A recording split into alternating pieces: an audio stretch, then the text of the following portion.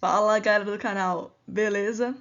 Meu nome é Clara Bonaparte Pedrosa, sou bacharel em Direito e mestrando em Direito Constitucional e hoje vamos dar início à nossa aula sobre a medida cautelar na ADI, na ação direta de inconstitucionalidade. Hoje é uma aulinha que complementa a nossa primeira aula sobre a ADI, porque na aula de ADI a aula já estava muito extensa, então eu optei por gravar essa videoaula sobre a medida cautelar de forma separada. E inclusive naquela aula da ADI eu falei para os senhores fazerem a leitura dos dispositivos da Lei 9868, que trata da medida cautelar, etc. Só que nessa aula eu resolvi aprofundar, resolvi explicar sobre o que se trata essa medida cautelar na ADI. Então vamos lá, vamos juntos. Não se esqueçam de se inscrever no canal para fortalecer o meu trabalho aqui de divulgação acadêmica. Então vamos nessa e muito obrigada por você estar aqui assistindo a minha videoaula. Beleza? Vamos lá, vamos junto. Então galera, hoje a gente vai fazer uma análise do texto da lei. Isso mesmo, não vai ser uma aula pautada em doutrina, nem coisa do tipo, não. Hoje a gente vai fazer uma análise positivista, legalista. Nós iremos estudar o texto da lei, o texto da Lei 9868, que trata da medida cautelar na ADI. Só que antes da gente entrar no texto da lei, eu preferi trazer um exemplo prático, um exemplo não real, um exemplo imaginário sobre a ADI, que eu pretendo trazer aqui uma questão didática para vocês, para ficar mais claro de entender como que a medida cautelar é aplicada aqui na nossa ADI. Então vamos lá. Gente, vamos de exemplo. Eu trouxe aqui o seguinte exemplo. Imagine que um Estado brasileiro tenha aprovado uma lei que proíba que veículos de comunicação divulguem informações de interesse público, como denúncias para autoridades públicas, como, por exemplo, o presidente. Então, vamos imaginar que tem uma lei, um Estado aprovou uma lei, o Estado brasileiro aprovou uma lei que proíbe que os veículos de imprensa divulguem informações de interesse público, como, por exemplo, a denúncia em face de um governador. Vamos supor que tem esse exemplo.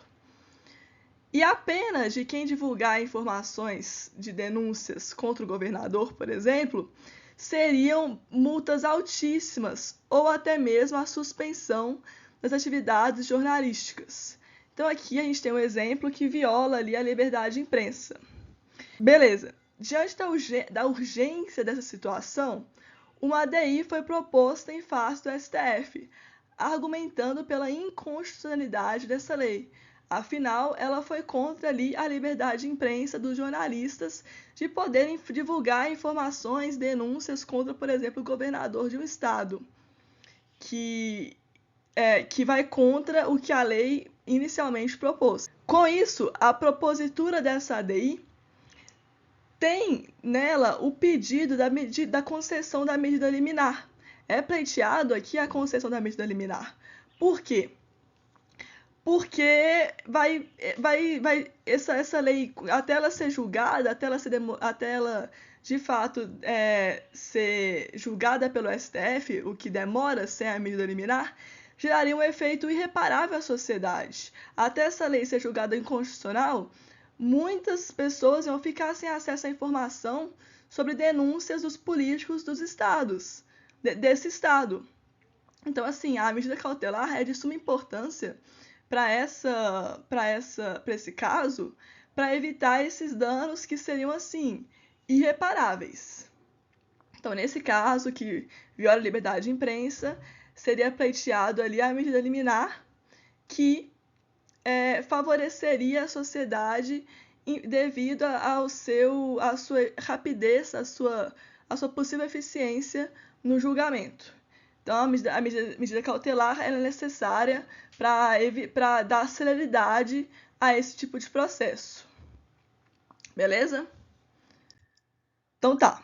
Agora que a gente já tem um exemplo de um caso concreto sobre como que funciona a medida liminar na prática, né, em um caso fictício, nós vamos dar início à nossa questão, à nossa análise legislativa, a nossa análise do texto da Lei 9868. O que a gente vai analisar? Nós vamos analisar a seção 2, especificamente os artigos 10 a 12 da Lei 9868 de 99, que tratam da medida cautelar na ADI. Então, esse é o nosso objeto de estudo. Vamos lá. Começando pelo artigo 10, caput, da Lei 9868 de 99, ele diz o seguinte: artigo 10, caput.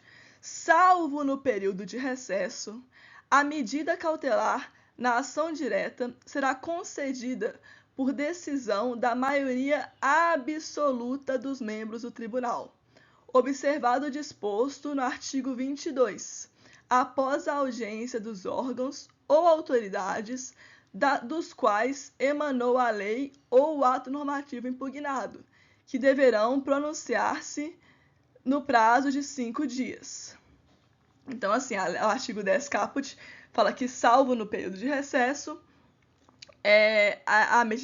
por decisão da maioria absoluta nos membros do tribunal, lembrando que no artigo 22 da Lei 9868, que diz o seguinte: a decisão sobre a constitucionalidade ou a inconstitucionalidade da lei ou do ato normativo somente será tomada se presentes na sessão pelo menos 8 ministros.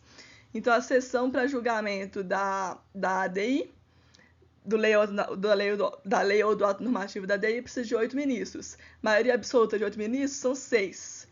Então, a medida cautelar vai ser concedida por decisão da maioria absoluta dos membros do tribunal, ou seja, 6. Após a audiência dos órgãos ou autoridades dos quais emanou a lei ou ato normativo impugnado, que deverão pronunciar-se no prazo de 5 dias. Então, a medida cautelar vai ser concedida após a audiência dos órgãos ou autoridades, no prazo de 5 dias. Mas, gente, beleza, o artigo 10, caput da Lei 9868 diz isso. Mas será que isso foi sempre assim? Será que sempre teve essa necessidade de ter pronunciamento dos órgãos ou autoridades das quais emanou o lei ou ato normativo impugnado? Vamos ver. Como era antes da Lei 9868 de 99? A oitiva ou não da parte que deu origem à ação era faculdade do legislador, era faculdade do julgador, por sua convicção pessoal. Então, assim, escutar o que a lei, o que o órgão ou a autoridade tem a dizer sobre o objeto da ADI era convicção pessoal do julgador. Ele decidia isso com base no que ele bem entendia. E na prática, por esta razão, nas quase 2.000 ADIs que o STF julgava, ele sempre entendeu possível a concessão liminar solicitada sem ouvir a parte adversa. Então, assim, o STF, antes da Lei 9868 de 99, quase nunca escutava a outra parte, a parte que editou a lei ou ato normativo impugnado. Era assim que era antes. E como que é hoje? O legislador resolveu alterar tal procedimento. O ministro do STF deve se pronunciar somente após a manifestação, no prazo de 5 dias, dos órgãos ou autoridades de quem a lei ou o ato normativo tiver emanado, com exceção do parágrafo 3º do artigo 10, que a gente vai estudar daqui a pouco. Então, assim, o STF decidiu que os julgadores tenham conhecimento de todos os argumentos a favor e contra da medida cautelar. Então, assim, ele mudou o procedimento para que todos tenham acesso ao que quem editou a lei ou ato normativo tem a dizer. Então, hoje a gente precisa ali ter a oitiva por exemplo, da autoridade que editou a lei ou ato normativo. Hoje em dia a gente precisa disso. Tá. Beleza. Agora, no que diz respeito ao artigo 10, parágrafo 1º, diz o seguinte: o relator, julgando indispensável, ouvirá o advogado-geral da União e o procurador-geral da República, no prazo de 3 dias. Então, assim, indispensável, o relator vai escutar o advogado-geral da União e o procurador-geral da República no prazo de 3 dias. Só que como que é no procedimento comum? No procedimento comum, que não envolve a medida cautelar, no artigo 8º, diz o seguinte: decorrido o prazo das informações, serão ouvidos sucessivamente o advogado-geral da União e o procurador-geral da República, que deverão manifestar-se cada qual no prazo de 15 dias. Então, no procedimento comum da ADI, diferentemente da medida cautelar, o advogado-geral da União e o procurador-geral da República vão ter o prazo de 15 dias, enquanto que na medida cautelar, por ser um procedimento mais célere, o AGU e o PGR terão que se manifestar no prazo de 3 dias, e não em 15, como é no procedimento comum. E o que o Gilmar Mendes, no livro dele, que é até o livro que eu estou usando como fonte para essa aula, que é esse livro aqui, ó, o Gilmar Mendes e o Ives Gandra diz o seguinte: o legislador usa um termo de extrema gravidade, qual seja o relator julgando indispensável. Ou seja, o relator nem sempre teria sua convicção suficientemente formada. Sem as manifestações, seria incapaz de pronunciar-se. Então, assim, o Gilmar Mendes e o Ives Gandra, eles ressaltam que esse termo indispensável é um pouco problemático, porque o AGU e o PGR, eles, assim, o relator fica ali, né, à mercê de querer escutar o AGU ou o PGR. Então, assim, esse é um termo um pouco polêmico. Ok. E agora, o parágrafo 2º do artigo 10 da Lei 9868 diz o seguinte: no julgamento do pedido da medida cautelar, será facultada a sustentação oral aos representantes judiciais do requerente e das autoridades ou órgãos responsáveis pela expedição do ato, na forma estabelecida no regimento do tribunal. Beleza, então a sustentação oral é facultada aos representantes judiciais do requerente e das autoridades ou órgãos judiciais responsáveis pela edição do ato, na forma estabelecida pelo regimento do tribunal. O que será que diz o regimento do tribunal sobre isso? Vamos ver. Isso é uma inovação no ordenamento jurídico, porque há um melhor convencimento dos ministros em relação às partes envolvidas, e o regimento interno do STF estabelece o prazo de 15 minutos para a sustentação oral. Então, no caso, o regimento interno do STF estabelece esse prazo para que seja realizada a sustentação oral dos representantes judiciais do requerente e das autoridades ou dos órgãos. Beleza. E o parágrafo 3º é uma exceção ao artigo 10, caput, e diz o seguinte: em caso de excepcional urgência, o tribunal poderá deferir a medida cautelar sem a audiência dos órgãos ou das autoridades das quais emanou a lei ou o ato normativo impugnado. Então, assim, se o STF entender que o caso é muito urgente, não precisa seguir o artigo 10 caput. Se for uma urgência, a gente pode seguir o artigo 10, parágrafo 3º da 9868. Então, assim, o que é uma urgência fica a cargo do STF decidir. Isso aí, inclusive, torna a medida cautelar eficaz, e essa urgência se dá porque muitas vezes é impossível aguardar os trâmites previstos no artigo e parágrafos anteriores sem grave lesão à ordem jurídica. De fato, é por isso que o STF aí abre uma exceção para esses casos de muita urgência. Beleza? Dorme não, fica aí ligado. Acorda. Vamos lá. E o artigo 11, caput, diz o seguinte: concedida a medida cautelar, o STF fará publicar em seção especial do Diário Oficial da União e do Diário da Justiça da União a parte dispositiva da decisão, no prazo de 10 dias, devendo solicitar as informações à autoridade da qual tiver emanado o ato, observando-se, no que couber, o procedimento estabelecido na seção 1 deste capítulo. Então, aqui, o legislador traz uma questão mais prática, né, do que acontece depois de concedida a medida cautelar.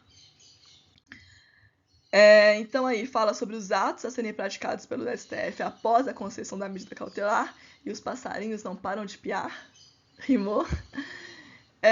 E a partir do ato de publicação é que a decisão passa a obrigar. Então, a partir do ato de publicação, pela inconstitucionalidade ou não da lei, é que a decisão passa a obrigar, e deverá a autoridade reproduzir os termos da sua manifestação inicial, porque nesse artigo fala lá que a autoridade tem que manifestar o que ela entende por ser constitucional sua lei, e aí ela tem que reproduzir os termos da sua manifestação inicial. Outra coisa é que no artigo ele fala em ato, mas aí a gente pode interpretar por esse termo ato, pelo ato normativo ou legislativo. Pode ser um dos dois. Agora, o artigo 11, parágrafo 1º da Lei 9868 diz o seguinte, artigo 11, parágrafo 1º. A medida cautelar, dotada de eficácia contra todos, será concedida com efeito ex nunc, salvo se o tribunal entender que deva conceder-lhe eficácia retroativa. Então, aqui, a gente tem uma exceção que na medida cautelar, diferentemente do procedimento comum da DI, que é ex tunc, na medida cautelar, a gente tem um efeito ex nunc. Por quê? Isso ocorre porque a liminar pode ser concedida pelo STF para suspender temporariamente a eficácia de uma norma legal que está sendo questionada.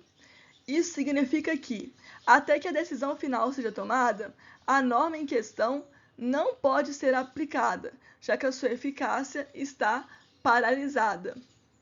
Se no futuro o STF decidir que a norma é constitucional e, portanto, deve voltar a valer, sua eficácia será restabelecida ex nunc, ou seja, os efeitos da norma voltarão a valer a partir do momento do reestabelecimento, ou seja, não irão retroagir. E nada do que acontecer durante esse período pode ser alterado pela futura decisão do reestabelecimento da norma. Eu vou dar um exemplo sobre isso daqui a pouco, mas basicamente a gente tem que entender que o período ali que a norma ficou suspensa não possui efeitos. Aquele período ali que a norma foi declarada, por exemplo, inconstitucional, não surtiu efeitos. E nesse período ela não vai ter efeitos. E só depois que a norma aí sim foi de fato pelo STF fora da medida cautelar declarada inconstitucional, é que a partir dessa declaração efetiva pelo STF fora da medida cautelar, que os efeitos vão passar a valer ex nunc, ou seja, daqui em diante, do período em que a norma foi declarada oficialmente inconstitucional em diante. Vou dar um exemplo daqui a pouco para ficar mais fácil de explicar, mais claro. Então, olha só. A concessão da liminar implica a suspensão de eficácia da norma, cujo eventual reestabelecimento futuro passará a valer ex nunc, a partir do seu reestabelecimento, sendo irrecuperável o período em que a norma teve sua eficácia suspensa. Isso é interessante da gente aplicar, principalmente no direito tributário, porque a gente está falando assim, de dinheiro. Então, eu trouxe um exemplo para ficar mais claro da compreensão dos senhores. Olha o exemplo. Uma lei estadual instituiu um novo imposto sobre determinados produtos. Ok, então a lei estadual instituiu um novo imposto sobre alguns produtos. O STF concedeu uma liminar suspendendo a cobrança desse imposto. Ok, então o imposto foi suspenso. Enquanto a liminar estiver vigente, a norma deste imposto não poderá ser aplicada. Então, assim, enquanto que a liminar que suspende a cobrança desse imposto estiver vigente, sua norma não poderá ser aplicada. Só que aí vai lá e o STF revogou a liminar. O período em que a liminar estava em vigor, em que o imposto não foi cobrado, não pode ser recuperado retroativamente. Então, ali, no período em que o imposto estava suspenso, a liminar suspendeu a cobrança do imposto, não foi cobrado, não pode ser cobrado retroativamente, mas sim a partir do momento em que foi revogada a liminar em diante. Que foi revogada a liminar em diante, vai ter o efeito ex nunc, e aí vai valer do período que a liminar foi revogada até o decorrer do tempo. Então, assim, as empresas não vão ser obrigadas a pagar o imposto referente ao período de suspensão, porque a norma só vai voltar a produzir efeitos após o reestabelecimento de sua eficácia, sem efeitos retroativos. Enquanto que a liminar estava suspensa, não estava valendo o imposto, o Estado não arrecadou. Mas aí, a partir do momento em que a liminar foi revogada, aí sim vai estar valendo o imposto. Teve efeito ex nunc. Beleza? E o artigo 11, parágrafo 2º da Lei 9868, diz o seguinte: a concessão da medida liminar, da medida cautelar, torna aplicável a legislação anterior à caso existente, salvo expressa manifestação em sentido contrário. Em outras palavras, se uma lei nova, lei A, for suspensa pelo STF por meio de uma medida cautelar, a lei anterior, lei B, que foi substituída pela norma questionada, lei A, volta a valer. Olha só, eu trouxe um exemplo para ficar mais claro. Exemplo: uma nova lei foi aprovada, a Lei A. A ADI foi proposta contra a nova lei, e o STF concede uma medida cautelar para suspender a eficácia da Lei A. Com a concessão da cautelar, volta a valer a legislação anterior, Lei B, salvo se o STF determinar expressamente o contrário, que aqui diz o texto da lei. Então, a Lei A foi aprovada, só que a Lei A foi suspensa. Enquanto que a Lei A está suspensa, vai valer o quê? Vai valer a Lei B, que era a lei anterior. Então, é isso que diz o artigo 11, parágrafo 2º da Lei 9868, salvo se o STF determinar expressamente o contrário. Se houver uma exceção, a Lei B não vai voltar a valer. Beleza? E artigo 12. Havendo pedido de medida cautelar, o relator, em face da relevância da matéria e de seu especial significado para a ordem social e a segurança jurídica, poderá, após a prestação de informações, no prazo de 10 dias e a manifestação do Advogado-Geral da União e do Procurador-Geral da República, sucessivamente, no prazo de 5 dias, submeter o processo diretamente ao tribunal, que terá a faculdade de julgar definitivamente a ação. Então, o artigo 12 está falando ali mais sobre as prerrogativas do relator. Então, assim, havendo pedido de medida cautelar no momento processual destinado à apreciação da medida liminar, pode a ação ser julgada definitivamente pelo mérito, tendo em vista a relevância da matéria. Então, assim, o relator pode antecipar o julgamento da própria ação. É o relator que vai determinar se a questão é ou não de relevância. É exatamente isso. O relator poderá antecipar o julgamento da própria ação e é ele que define se a questão é ou não de relevância.